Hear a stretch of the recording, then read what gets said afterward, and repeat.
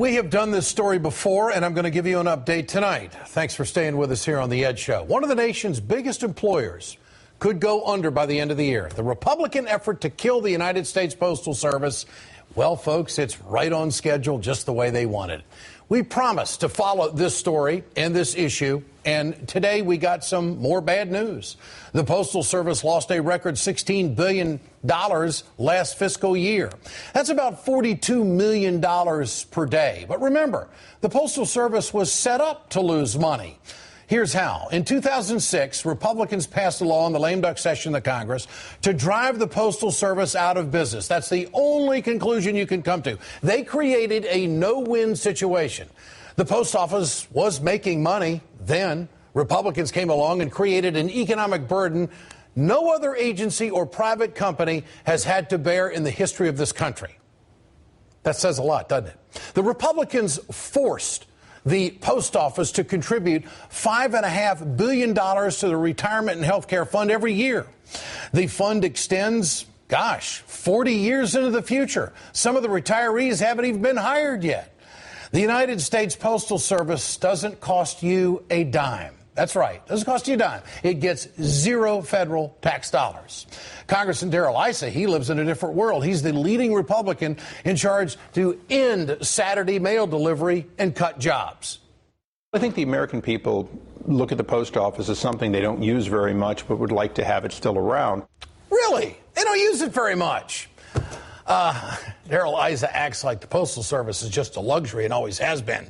Americans depend on the Postal Service to deliver things like medicine and absentee ballots, FedEx and UPS. They couldn't get into some of these neighborhoods hit hard by Hurricane Sandy. U.S. letter carriers delivered. But Republicans think the Postal Service should do even more. Like any business, UPS, FedEx, the post office, it can live within its means if it makes appropriate changes. How can he say that? How can he say that with a straight face and have any integrity whatsoever?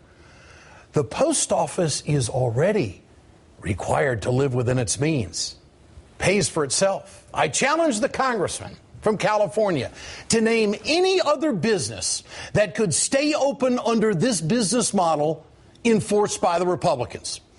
The Postal Service has cut costs by $15 billion since 2006, trying to keep up with these regulations that were imposed on it by a Republican lame duck session of the Congress. We've lost almost 170,000 jobs in the process, and a lot more are coming. We need Congress to get the Postal Service a much better deal. So far, the only related legislation that I'm aware of on the docket are 4 bills asking to name post offices after famous people. Let's bring in Congressman Gerald Connolly of Virginia tonight. Congressman, good to have you with us. Great to be back with you, Ed. This story bothers me because this is the government getting in the way of an operation that was successful. Why did the lame duck session of the Congress do this in 2006?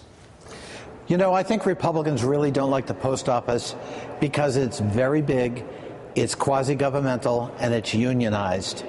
And what's ironic about their opposition and their determination to engineer it to fail, as you said, is that it is the only service to be provided to the American people mandated in the Constitution of the United States, which they say they believe in. You can look it up in Article 1, Section 8.